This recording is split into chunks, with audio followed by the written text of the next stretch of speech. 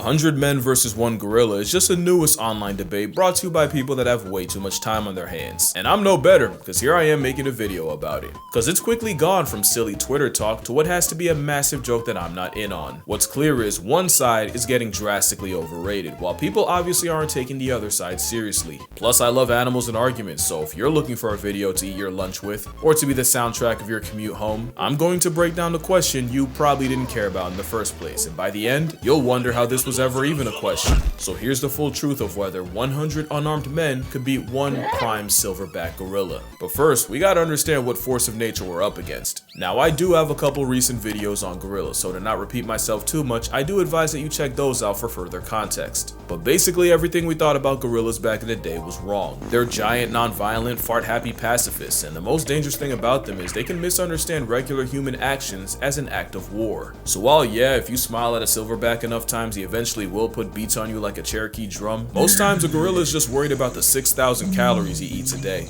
And thank the stars for that. Gorillas are built like the developer had something to prove. They took the human model and said, drag to resize. The result is an alpha ape with a stronger bite force than a grizzly, allegedly, hands that can crush a crocodile's skull, allegedly, and just strength that we really have no way to truly comprehend. That man fully didn't plan to get casually ragdolled, but plans are always subject to change when you're around the prime ape. Gorillas might default to peace, but life is multiple choice. The question is, what kind of carnage comes when they choose violence? It's hard to imagine what a fully malice-motivated gorilla can do because it takes a lot for them to get to that point. The first phase of conflict involves using body language and gestures to send a message before hands even have to be thrown. Because for an animal that can spend over 12 hours a day eating, wasting calories on fights is poor resource management. The second phase of escalation usually involves pushing, grappling, and screaming in really short bursts. Gorillas fight the way they fuck. What I mean is, the phase they run are like how they're hung.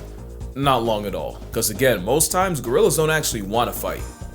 But what about when they do? Yeah, that would be phase 3, and that usually happens when 2 silverbacks throw down for control of a group. Losing such would mean losing the 3 F's: food, family, and the FCC won't let me finish, but stakes can make these fights to the death, and here's where we can see what gorillas are truly capable of. I found a research paper that detailed the injuries sustained in gorilla-on-gorilla fights, and based on that, you see a pattern. Those teeth are for more than just undressing trees, and losers are often found with lacerations and puncture wounds all over the body. And unlike a leopard, which leaves small puncture wounds, the canines of a gorilla cause large gaping tears in victims. Even if the gorilla's bite strength has been exaggerated, which we will get into, even lowballing them puts them at the level of a hyena. One gorilla named Inshuti had his foot completely crushed with the tips of his fingers and ear bitten off. Gorillas also use their arms, not really to punch but to use as battering rams, and they've also been known to pull chunks of hair out with their hands. So safe to say, a gorilla's stiff arm to the back would crack your constitution like a glow stick and could dislocate or break human bones by accident. And with many victims also recorded with bite wounds to the face, you'd probably be able to unlock your iPhone from 20 feet away after a gorilla puts jaws on you. So what chance would an army of humans have against a 500-pound berserker? Well, hot take, gorillas have been drastically overrated in many ways. First is fighters. Gorillas aren't efficient fighters, they're more physical brawlers and grapplers, and with everything I've said, most fights last anywhere from a couple seconds to 1 to 2 minutes at the most. Also, as strong as gorillas are, their strength has been overrated. There are some animals that just get more and more OP the more people talk about them. Chimps have been said to have the strength of 8 men when really it's closer to 1.5. It's just that they're stronger in all the ways that can kill you. And grizzly bears are already big enough, but then you got people claiming they could decapitate a full-grown moose with one swipe. Now, what idiot would say that? And this debate has people swearing a gorilla would rip a whole man in half like a phone book with nary a sweat. I knew the gorilla propaganda peaked when this was an actual debate. Dr. Strange could conjure up 14 million realities. You won't find one where a plus-size protein-packing primate can do anything to a full-strength grizzly bear taking him seriously. Especially since there's a much smaller predator known to give gorillas problems. Gorillas have been documented getting preyed on by African leopards. Even with jungle leopards being bulkier due to less competition, that's still an at most 180-pound cat past tensing Optimus Prime. Now let me be fair, these are rare and leopards usually go for hoofed animals, wild pigs, and monkeys. Gorillas are actually too big and too social to be a regular on the grocery list, so it sounds like my whole point is trash. But that same paper listing gorilla-on-gorilla violence also showed the aftermath of leopard attacks. In those reports, all leopard victims took bite wounds to the head and most of the arms, with lacerations localized about the neck and claw marks on the trunk. So even though it is rare and a one-on-one between a silverback and a leopard might murk both, if a gorilla can struggle with less than 200 pounds of predator, a 900-pound Duratio would give Harambe a bunkmate. Also, against 100 men, there are some very real issues that could be game over for the gorilla. The big one is endurance. Gorillas are dangerously close to being hot girl fit. They're best using explosive bursts of energy, not sustained strain over a long period of time, and a fight against 100 humans would likely last hours. Which is really bad considering compared to us, gorillas have poor temperature control. Gorillas don't have as many sweat glands as humans, and if we're talking about mountain gorillas, the thick fur would make it a 1-on-1 versus 1.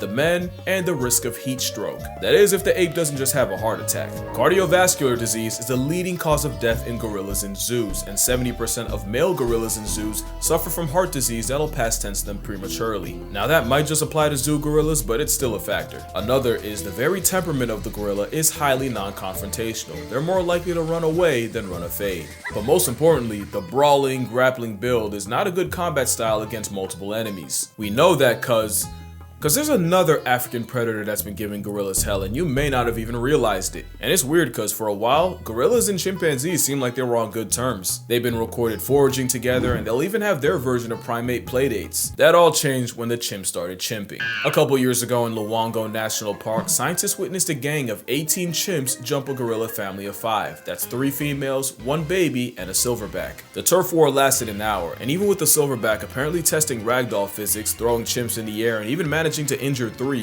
Eventually he was surrounded and chased off by 9 chimps. The adults got away, but the chimps managed to snatch the baby gorilla of the group, which was promptly eaten. The second attack involved 27 chimpanzees and 7 gorillas, and this time, the silverback made a business decision and immediately climbed out of the trees and fled the scene. Yes, comparing chimps to humans is comparing durians to jackfruit. The moral here is the one gorilla can not only be overwhelmed, but neutralized by numbers. Because if there's one thing that's being dangerously underrated, it's the power of friendship. Don't laugh, I'm serious. If you remember this picture, then you know this was the 100 Men 1 Gorilla of 2018. It's pretty self-explanatory. Everything here is coming for your life except the 2 you picked to run defense for you. And I'm just gonna kill the suspense. If one of those picks isn't the 10,000 rats, you have no idea how big 10,000 is. Add eagles for aerial support and the rest of the field would have over 200 rats to deal with each. And it's cause the power of plurality is one of the most broken strategies in nature. Mobbing refers to an anti-predator behavior where prey animals approach, harass, and sometimes attack their own predator. It's how one animal can shift an almost impossible matchup in their favor. One hyena to a lion is a chew toy. Add 20 and it's a life lesson. Pilot whales have been on record chasing orcas out of high competition areas and even actively following the sounds of orca hunts. There's plenty of examples of weaponized unity in nature, but probably my favorite case of what's a king to a mob happens off the coast of South Africa, where fur seals have to risk their spot on the census every time they check the fridge, cause the seals can't go out for groceries without the chance of running into the biggest predatory fish on earth. Every year, great white sharks will gather around fur seal nurseries and snatch any inexperienced pups. The problem is so many sharks show up that a seal can dodge one great white right into the jaws of another. You've seen this movie before, but there's an alternate ending. Scientists have recorded fur seals squatting up into one giant group and using their numbers to turn on the sharks closing in. And as the mob gets bigger, the seal force gets more confident, leading to them escorting the 20-foot assault submarines back out to sea. So with all this, now it doesn't seem like a stretch to favor 100 men over just one gorilla. You could argue that the seals and the other mob merchants aren't actually getting physical with their final boss. That's true, everyone's asking if 100 men could off a gorilla, no one's asking how. Well, that's why I'm here. But first, obligatory, don't try this on a gorilla, or at least don't blame me for the consequences if you do. In a fight against a simian weighing a shack and a half, it's all about attacking the weak points, and a gorilla's weak points are the same as ours. Eyes, throat, mouth, and for measure, the jewels of the South. It's all about delivering damage that actually matters, and to do that, someone would have to perform the Draymond Green special and go for the eyes and blind him. Someone else would have to suffocate the supersized simian, either by bear hugging his windpipe, which only Tarzan backpacking plot armor can do, or by shoving your entire arm down his throat. And since you're already negotiating your arm elbow deep in esophagus, you'd also have to pull the gorilla's tongue out. I call that the leopard method, because a 73-year-old once soloed an attacking leopard by reaching into its mouth and ripping out the leopard's liquor. And speaking of grab and pull, someone would have to be elected to perform Draymond's final smash and go for the gorilla's unmentionables. Hey, don't judge, this is war. The rest would have to use their combined strength to pin the primate down, with the remainder delivering kicks to the gorilla's flank, the most powerful natural attack to the gorilla's most vulnerable area. That would probably be the best way to chip away at a gorilla. One problem though, this is still a gorilla we're talking about. Even with everything I said about their strength being overrated, a gorilla fighting for its life would show you destruction like you've never seen. It doesn't matter how many men, the method, or the facet, for those first few, their only outcome is a closed casket. Even if numbers eventually win, those first dozen or so men would be horrifically maimed, mutilated, or straight up murked. You can argue that if I can mention that 100 men running over the hill would intimidate even a gorilla, witnessing men getting mauled and disfigured would inflict psychological damage. There's an argument that witnessing the sheer carnage would weaken the resolve of the others, destabilizing the army. And you have to remember, if mobbing is natural, doing so in a way that guarantees a portion of your team sees Tupac live isn't. Even animals like hyenas will fall back if they sense they don't have enough of an advantage in a clan fight. But there's a catch. The tweet that started all this said, "Dedicated to that shit. Surely if men can watch bunkmates get blown to bits in a war, then you can find 100 willing to die by the gorilla." If they can withstand the visceral reaction of seeing jaws getting detached, limbs getting dislocated, and a field of open fractures, 100 men would definitely beat a gorilla. And moral of the story, we have strayed so far from the halo of Harambe. Yeah, this is the part where I do the annoying thing and turn a tweet made by someone who definitely wouldn't pass a P-test into a lecture. But like I said in the other video, gorillas have already been getting the middle finger from humanity, either in the wild or in zoos. Whether it's trophy hunting or bushmeat, habitat loss, or an unsupervised minor, humans have the highest KD ratio against our green machine cousins. Because a gorilla has never been on record life depriving a person, even when they may have had a reason. Yet the mountain gorilla is nearly in bed with extinction mostly because of humans. But not all humans. Some dedicate their entire lives to the welfare of this giga ape, which is why I will be donating to Virunga National Park. Not only do they treat and protect the gorillas there as family, they often have to risk their lives regularly going against poachers. That and the fact that I made a video detailing how to murk an endangered species makes my soul itch, so link down below if you'd like to donate as well. I'm not kidding when I say they're family. This man was seen comforting one of his young gorillas after his mother died. And fun fact, Virunga National is where we got this gem. But yeah, that's gonna do it for this video. Fun little video that nobody should take seriously. Nah, but I think I'm gonna start doing the animal versus animal face-off videos again, so let me know what animal matchup you'd like to see me yap about. There's one I've been wanting to get into for a while. Friendly reminder that I have a book, 100 Animals That'll Bleeping End You. I'd say more, but the name's the marketing. Also, I have a Patreon, but reminder that your money's probably just gonna buy me lunch, so don't spend a check unless you've always wanted to indirectly feed me Wendy's. Or you might just fund my next trip. I mean, all this talk about gorillas, who knows, maybe I'll go see one. Oh shit.